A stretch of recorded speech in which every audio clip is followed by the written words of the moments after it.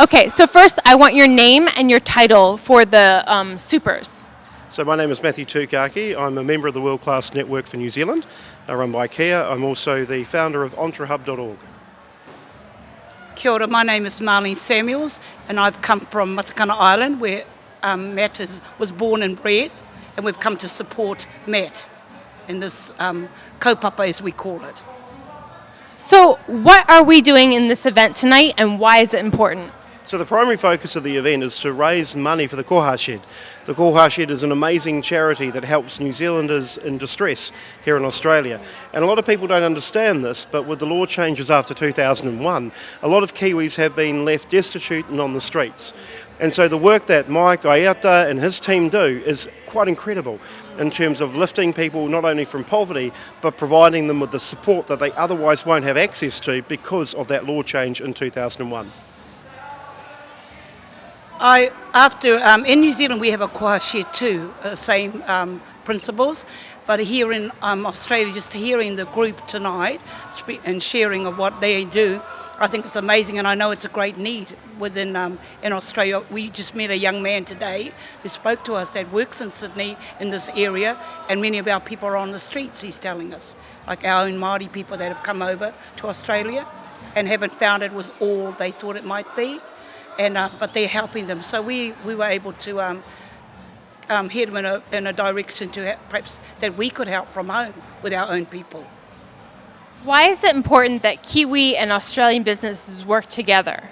Well, I think it's twofold. I mean, if you have a look at the number of New Zealanders living and working in Australia, I would also argue that New Zealanders are not just worker ants for the Australian economy, but also business leaders in our own right. For example, I ran Drake International, the world's largest employment company from Melbourne. We have people like David Kirk, who used to run Fairfax here in Australia, or Sir Ralph Norris of the CBA, and on it goes. It is a myth that New Zealanders just come over here and work in mines. We run some of this country's largest corporations. There is a responsibility that if you give, you should also take. And when it comes to Australian business, the reason they should be involved is about giving. You can't just take and expect to not give in return. And so that's why it's so important. I think the beauty about the Matariki Ball tonight, it shows that there's not just Maori in the room and our traditions and our culture, there's also a lot of Pākehā in the room that come from an Australian background who are here willing to support the kaupapa.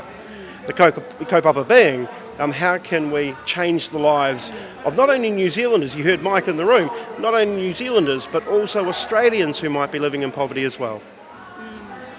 Yes, I'll just take up on the word koha, as our minister said tonight. The word koha means to give. And so for to hear tonight, to have a white New Zealander that actually organised the Matariki Ball, that really impressed me. And then you have a Islander, Crazy Coconut as he called himself tonight, who is the head of Koha Shed. And I think that's a wonderful that you've got so many cultures involved in giving back. And what do you see as the future for the Koha Shed and for this movement in New Zealand? Well, like our minister said, it would be wonderful to think that we wouldn't need something like the Koha Shed, but in reality we know that we do. I would like to think that they would, after tonight, get the support that they so sorely need, obviously, and as he said, we couldn't even afford the ball tickets tonight, but from the generosity of Mr. they were able to come. So I would like to think that if people would get behind this kaupapa and hopefully out of tonight it'll be get the support that it needs. Well, from my perspective, I mean, I would love there to be no Koha Shed, as the Minister said. Yes. I think what we should be working to is not only zero poverty, but 100% empowerment, no matter what background you come from. We've been celebrating today Indigenous culture because it's the end of NAIDOC week here in Australia. And the combination of Māori and Indigenous Australians as a force is unrecognised to a general degree and I guess under-talked. And so with us, our kaupapa in terms of the Koha Shed is I would love that they no longer existed, but that doesn't belie the very real work that Mike needs to do because there is demand. The problem is supply. We don't have enough of mics to meet the demand problem that we currently have.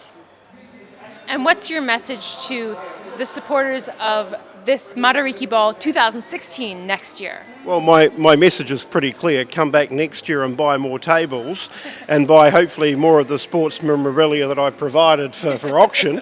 But I guess more presently, there are some 680,000 New Zealanders living and working here in Australia. We are a significant diaspora living in this country, and therefore our power and influence is diminished only for the fact that we don't come together as a network cohesively. The one thing that Andrew has achieved through Matariki is to provide possibly a calling point for next year. So instead of just seeing a couple hundred people sitting in a room here in Sydney, I'd love to see Matariki balls all over Australia. I'd like to see a network of New Zealanders who take charge of their own destiny, but also, as the Minister has said, to find a way of taking the kaupapa back to New Zealand and showing our fellow New Zealanders that there is more not only to the world that we live in, but the opportunity afforded to them through the lens of our world. And what is your message to the participants next year and in the future? Well, we were just talking tonight about back in where we come from, there is a Koha Shed. So we aim to go back home and get in touch with those people that run, because we don't really know much about it, to get in touch and see what they've done here, that we could do the same at home. And I mean, that's from what we've learned coming here. I mean, it's really opened our eyes. I mean, as Kiwis, as Maori Indigenous to New Zealand, that what people are doing in Australia, we can, look, we've come here to learn. So we're going to take that back for ourselves and operate just where we live and see what we can do to help. Thank you both so much.